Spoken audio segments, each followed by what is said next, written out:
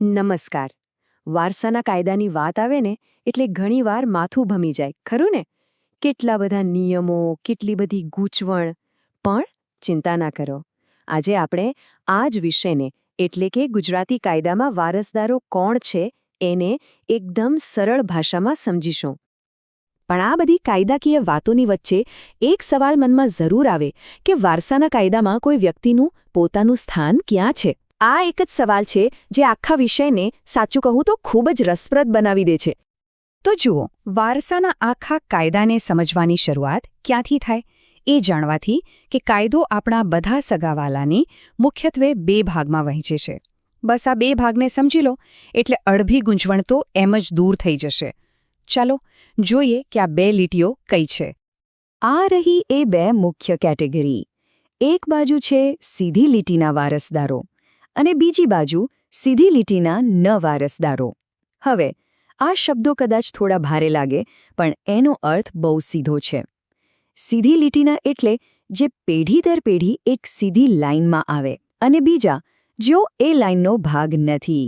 બસ આ બે જ મુખ્ય વિચાર છે જેના પર વારસાનો મોટો ભાગનો કાયદો ટકેલો છે. ઓકે, તો ચાલો હવે એક એક કરીને બંનેને સમજીએ. સૌથી પહેલા વાત કરીએ સીધી લીટીના વારસદારોની. આને સમજવા માટે મગજમાં એક ચિત્ર બનાવો, એક સીધી ઊભી લાઇનનું. બસ આ એક જ ચિત્ર યાદ રાખશો ને તો બધું સમજાઈ જશે. તો સવાલ એ છે કે આ સીધી લીટીના વારસદારો છે કોણ? કાયદો કહે છે કે આ એવા સગા છે જે પેઢી દર પેઢી એક સીધી રેખામાં જોડાયેલા હોય. ચાલો આ વ્યાખ્યાને થોડી વધુ સરળ બનાવીએ. આને સમજવાની સૌથી સહેલી રીત કઈ છે ખબર છે? ઉપર અને નીચે. બસ આ બે શબ્દો યાદ રાખો. મતલબ કે એવા સગા જે આપણી સાથે એક જ લાઇનમાં કાં તો ઉપરની પેઢીમાં હોય એટલે કે આપણા પૂર્વજો અથવા તો નીચેની પેઢીમાં હોય એટલે કે આપણા વંશજો. આ ઉપર નીચેની જે લાઇન છે ને એ જ છે સીધી લીટી. હવે જુઓ આ ઉદાહરણો એટલે બધું જ સાફ થઈ જશે. ઉપરની તરફ જોઈએ તો કોણ આવે? પિતા, માતા, પછી એમના પણ માતા પિતા એટલે કે દાદા દાદી, પરદાદા. આ થઈ ઉપરની લાઇન.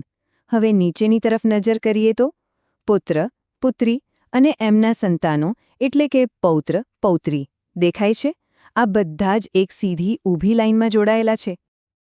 એટલે ટૂંકમાં કહીએ તો જ્યારે પણ કોઈ સીધી લીટીના વારસદાર એવો શબ્દ વાપરે તો મગજમાં બે જ શબ્દો આવવા જોઈએ: પૂર્વજો અને વંશજો. બસ આટલું જ. આનાથી સહેલી રીત આ ખ્યાલને સમજવાની બીજી કોઈ નથી. ચાલો તો હવે સીધી લીટીની વાત તો બરાબર સમજાઈ ગઈ. હવે વારો છે બીજી કેટેગરીનો. અને આને સમજવા માટે પણ એક ચિત્ર મનમાં રાખવાનું છે. પણ આ વખતે ઊભી નહીં, આડી લાઇન એટલે કે હોરિઝોન્ટલ. આની વ્યાખ્યા તો નામ પરથી જ ખબર પડી જાય.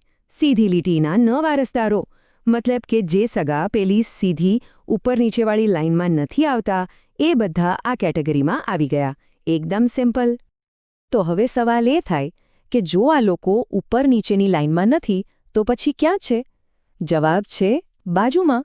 હા, કુટુંબના માળખામાં એ લોકો આપણી સાથે બાજુમાં જોડાયેલા છે. આ બાજુમાં શબ્દ જ આખી વાતનો સાર છે.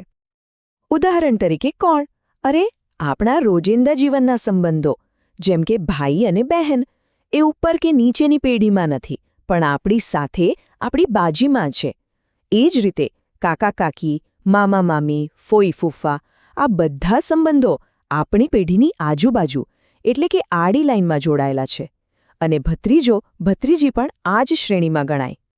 અને હા, કાયદાની ભાષામાં આ બાજુના સગાઓ માટે એક ફેન્સી શબ્દ પણ છે: કો-લેટરલ રિલેટિવ્સ. નામ ભલે અઘરું લાગે પણ એનો અર્થ એ જ છે જેઓ સંબંધમાં આપણી બાજુમાં છે. ઓકે, તો આપણે બે લાઇન જોઈ, એક ઊભી અને એક આડી. પણ આ બધું લાંબા સમય સુધી યાદ કેવી રીતે રાખવું? એના માટે એકદમ સિમ્પલ, એકદમ સરળ ટ્રીક છે. ચલો જોઈએ. આ આખી વાતનો નિચોડ શું છે? બસ આ એક વાક્ય મગજમાં ફિટ કરી લો. જે સગાઓ પેઢી દર પેઢી ઉપર અને નીચે સીધા જોડાયેલા છે એ છે સીધી લીટીના વારસદારો અને જેઓ બાજુમાં જોડાયેલા છે એ છે સીધી લીટીના ન વારસદારો. બસ આટલું યાદ રાખી લો એટલે આખો કન્સેપ્ટ ક્લિયર. તો હવે જ્યારે આ બધું સમજાઈ ગયું છે તો એક નાનકડું કામ કરીએ. જરા પોતાના કુટુંબ વૃક્ષ વિશે વિચારો. કોણ છે જે સીધી લીટીમાં આવે છે? આ નાનકડી કસરત કરશો ને તો વારસાનો આ મૂળભૂત ખ્યાલ કાયમ માટે યાદ રહી જશે. અને યાદ રાખજો, આ સરળ લાગતી સમજ જ વારસાના જટિલ કાયદાને સમજવા માટેનું પહેલું અને સૌથી મજબૂત પગથિયું છે.